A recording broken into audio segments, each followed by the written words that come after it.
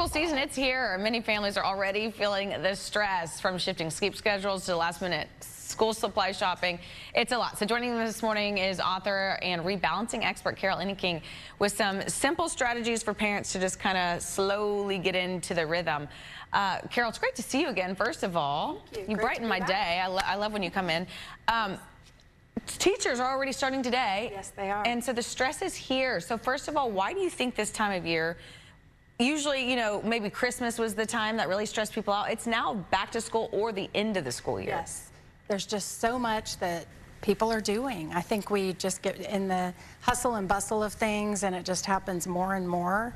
And so we've got to consciously think about what we want to spend our time on and maybe hit the brakes on a few things if we want to have a smoother transition back to school. Do you think people are just trying to do too much, and that's why the stress is like hitting them so hard? I do, and that's my story as well. My kids are now grown, but I did that for years. I was a working mom, and first day of school was always a big deal, and you wanted to be there for all the school things. Plus, you have all the work commitments. It's a lot. And so part of my message of rebalancing is helping people figure out what you want to spend your time on and what matters, and letting the other stuff go.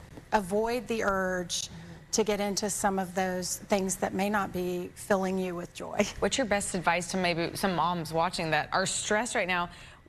What can they put aside? Yes, well, definitely make lists. If you're thinking about, oh, I need to do this before school or that, write it down. Whether you're a linear person and you like to write it on a piece of paper, or maybe you just have an app on your phone, but capture those things so that they're not just floating around in your head as to-dos, because that can be overwhelming in a hurry. So that's one thing. And then start a routine. Now is the time to think about easing back into a schedule. Kids are used to staying up late, they're used to having all the fun, and they're not used to necessarily getting up early, getting their clothes on, getting out the door. So start thinking about how you'll make that transition. And then above all, avoid the urge. Avoid the urge to get sucked into things that lead you to a lot of stress. It used to be, for me, it was all the live activities, and I think that's still a thing. And the older your kids are, the harder it is to regulate all of that. But I think there's all this social pressure online too.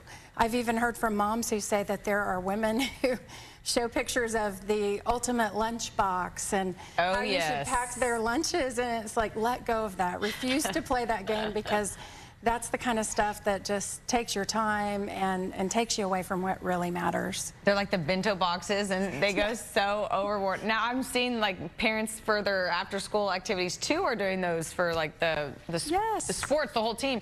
It's wild, but you're right. Like, be true to yourself and don't feel influenced or pressure to do something because other moms are doing it. Right.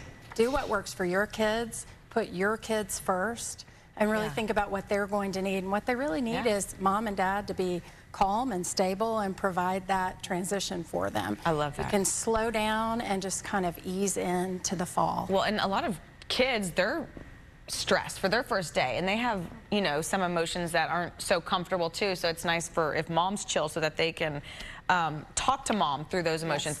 Tell us about your book, Carol. I know we talked about this before in the past, but talk about how you address burnout with moms who are trying to do too much. It's a big message, because for my book I interviewed 70 women and men and asked them what the biggest challenges were with trying to work and do all of the things.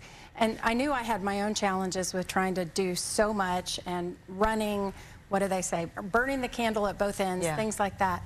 But it's not just me. Everybody said the same thing. And so the book is really focused on what people have found that works, how to find success that matters, and how to learn to let the other stuff go. Women are wired differently than men, so we tend to carry more of that burden.